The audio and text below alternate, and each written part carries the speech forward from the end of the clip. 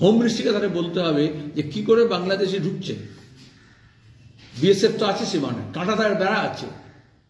যেমন গরু পাচার হচ্ছে, বিজেপি তৃণমূল তার ভাগ নিচ্ছে, তাহলে কি সেরকম মানুষ পাচার হচ্ছে? তো সেটা তো সীমানার এন্ট্রি পয়েন্টে ঢুকতে হয়। সেখানে এমনিতেই বেলডাঙ্গা, আমি বলবো না যে এখন, অনেক দিন থেকেই খুব ফ্রেজাইল একটা, মাঝে মাঝে গুজব, মাঝে মাঝে কোনো ঘটনা। আমি তো গত 3 বছরে বেশ 2-3 বার এরকম দেখলাম। আর এই সময় যা হলো বিগত দিনে, ভোটের পরেও এখন কিছু ধরপাকড় করেছে। কে নিরীহ কে দোষী সেটা বিচার ব্যবস্থা থেকে বোঝা যাবে।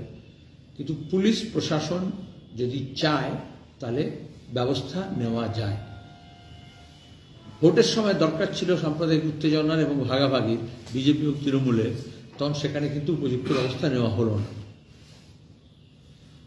এখন দাঁড়িয়ে যারা গ্রেপ্তার হলো বা যারা উস্কানি দিল বা যারা বক্তৃতা করলো, তৃণমূলের নেতা হতে পারেন, বিজেপির নেতা হতে পারেন, ধর্মের পোশাকে ধর্মগুরু সাজার চেষ্টা করতে পারেন, কিন্তু দেখা যাচ্ছে এটাকে নিয়ে বিজেপি তৃণমূল একটা রেষারেষি এবং বিভাজনের রাজনীতি করেছে। ওই এলাকার মানুষ যাতে শান্তিতে সম্প্রীতির বাতাবরণের মধ্যে আমাদের এই জেলার এবং রাজ্যের যে ঐতিহ্য আছে সে অনুযায়ী যাতে তারা তাদের জীবন জীবিকার বিষয়গুলো নির্বাহ করতে পারেন, আমরা সংহতির জন্য, মানুষের প্রতি ঐক্যের জন্য, সম্প্রীতির জন্য এবং এই ধরনের যারা ধর্মকেন্দ্রিক ধর্মাশ্রিত রাজনীতি করে মানুষের মধ্যে হিংসা এবং দেশ ছড়াচ্ছে তাদের প্রতি ঘৃণা জানানোর জন্য আজকে আমরা ওখানে যাব। কর্মসূচি আছে। বাংলাদেশি না ভারতীয় বাঙালি তুমি কি করে জানলে? মিডিয়া রিপোর্ট করেছে বলে বা পুলিশ বলেছে বলে? তোমরা জানো যখন বুলডোজার দিয়ে পরিযায়ী শ্রমিকদের ঘর ভাঙছিল তখন দিল্লি পুলিশ একজনকে এফআইআর করেছিল এবং এফআইআরে লিখেছিল যে বাংলাদেশি। তখন তাকে জিজ্ঞেস করলো তুমি কি করে বুঝলে বাংলাদেশি? বললো ওনার ভাষার যে অ্যাকসেন্ট, উচ্চারণ, সেটা শুনে আমি মরে গেলাম। আচ্ছা, আমাদের রাজ্যে এই উত্তর দিনাজপুরে, মুর্শিদাবাদে, মালদায়, কুচবিহারে, জলপাইগুড়িতে, দক্ষিণ চব্বিশ পরগনায়, বাঁকুড়ায়, পুরুলিয়ায় একই রকম উচ্চারণ পদ্ধতি। তাহলে হরিয়ানা পুলিশ বা দিল্লি পুলিশ বা মহারাষ্ট্র পুলিশ ভাষার উচ্চারণ দেখে বুঝতে পারবে কে কোন জেলার, কে কোন দেশে।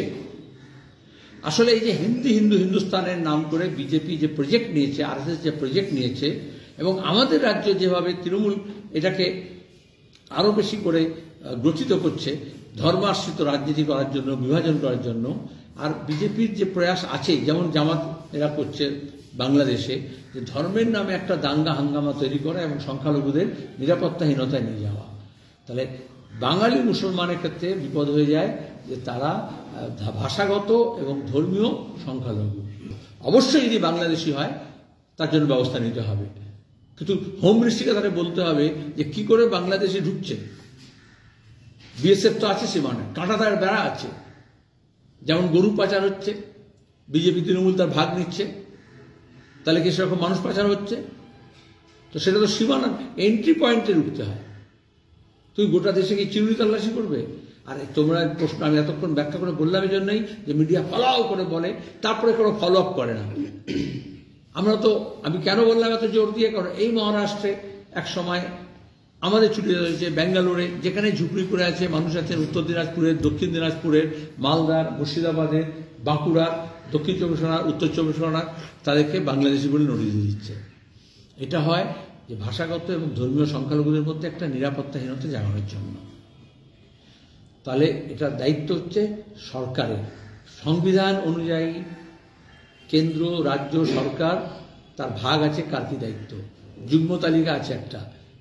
তাহলে ইন্টারনাল মাইগ্রেশন একটা যুক্তরাষ্ট্রীয় দেশে কাঠামোর মধ্যে এক প্রদেশ থেকে আরেক প্রদেশে আর্থিক কারণে, শিক্ষার কারণে, চিকিৎসার কারণে ঢুকে যায়, তার নিরাপত্তা দেখা, তার ওয়েলবিং দেখা, তার ওয়েলফেয়ার দেখার দায়িত্ব হচ্ছে কেন্দ্র সরকারের।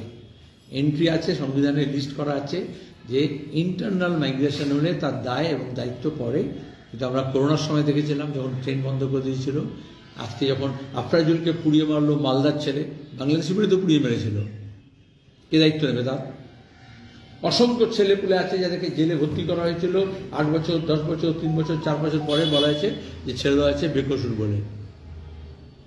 তাহলে যদি কেউ দুর্নীতিগ্রস্ত হয়, যদি কেউ দুষ্কৃতী হয়, যদি কেউ বিদেশি হয়, যদি কেউ তোমার খুনি হয়, যদি কেউ আতঙ্কবাদী হয়, তার বিরুদ্ধে ব্যবস্থা নেওয়ার দায়িত্ব পুলিশের আছে। কিন্তু যে পুলিশ মাঝে মধ্যে খবর বলে দিল আর মিডিয়া একটা সানসানি খেস বলে একটা ঘন্টাখানেক চালিয়ে দিল, সে যাতে না হয় সেটাও খেয়াল রাখতে হবে। তাহলে অসংখ্য মানুষ যারা হচ্ছে তাদেরকে, আমাদের বাংলাভাষী মানুষকে, এই বাংলার মানুষকে উত্তর পূর্ব ভারতে, দক্ষিণ ভারতে এবং বিশেষত পশ্চিম ভারতে বিপদের মুখে ঠেলে দেওয়া হবে। এই দায়িত্বটা বুঝে নিতে হবে। চট্টগ্রাম আদালত যাবজ্জীবন সাজা দিল চিন্ময় কৃষ্ণ দাসকে, কিছুক্ষণ আগে এই ঘোষণা করেছে। আচ্ছা, এটা তো সেই দেশের আইনের ব্যাপার, সেই দেশের আদালতের ব্যাপার। তারপরে আবার আইনি সেখান থেকে উচ্চ আদালতে যেতে পারে, উচ্চ আদালত দিয়ে থাকে তাহলে সেটাকে সুপ্রিম কোর্টে যেতে পারে, তার জন্য বাংলায় সুপ্রিম কোর্ট আছে। কিন্তু ওখানে আইনের শাসন থাক, সেটা আমরা চাই। দেশের আইন অনুযায়ী, পাসপোর্ট আইন অনুযায়ী কেন্দ্রীয় সরকার পাসপোর্ট দেয়, ইস্যু করে, কিন্তু তার শর্ত হচ্ছে পুলিশ ভেরিফিকেশন লাগে এবং সেটা পুলিশি ব্যবস্থা হচ্ছে রাজ্য সরকারের হাতে। কিন্তু কারাপশন আছে, সবাই জানে। পার্লামেন্টে আমি অনেকবার বলেছি, বিদেশ দপ্তরের পার্লামেন্টারি সংসদীয় কমিটির মেম্বার হিসেবে বলা হয়েছে যে এই পুলিশের ভেরিফিকেশনের মধ্যেই সোর্সের মধ্যে ভুল আছে। অথচ আজকের দিনে ডিজিটাল ইন্ডিয়ার কথা বলা হয়, সবটা ডিজিটালি করা যায়, কার বিরুদ্ধে কি অভিযোগ আছে না আছে, এত সার্ভেলেন্স আছে, সব জানে। কিন্তু মোটামুটি চা খাওয়ার পয়সার নাম করে পুলিশকে কিছু টাকা দিয়ে দিলে, সব পুলিশ নয় কিন্তু একটা বড় অংশের, বিশেষত এটা যেহেতু গোপন যে পুলিশ থাকে তাদের দিয়ে করানো হয়, এসবি বলে, তার বাড়িতে গিয়ে খোঁজ নেওয়ার আগে চলে আসে।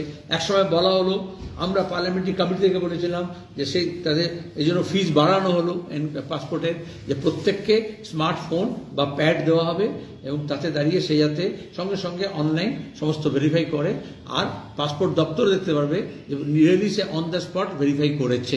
আজকাল জানা যায় লোকেশন থেকে, জিওগ্রাফিক্যাল লোকেশন থেকে, কিন্তু সেটা করা হচ্ছে না কেন আমাদের রাজ্যে?